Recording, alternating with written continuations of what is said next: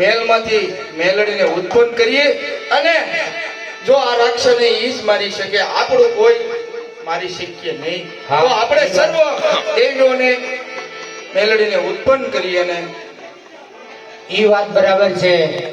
જો મેલડીને ઉત્પન્ન કરીએ તો ઈ રાક્ષસનો સંહાર કરશે. કેમ કે આપણે તો ચોખ્ખું છીએ એટલે રાક્ષસ પાસે ન જઈ શકે. નો જઈ છે. તો ચાલો બંને બીજું ભેગું જાવ અહીંયા.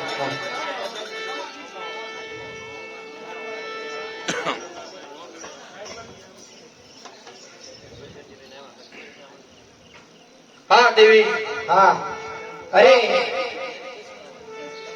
હા અરે મેલડી, આપે બનાવી મેલે તો આજથી તારું નામ મેલડી રાખી અને પૃથ્વી પર રાક્ષસ બહુ હેરાન કરે છે, તો આપણે એનો સંહાર કરવાનો છે.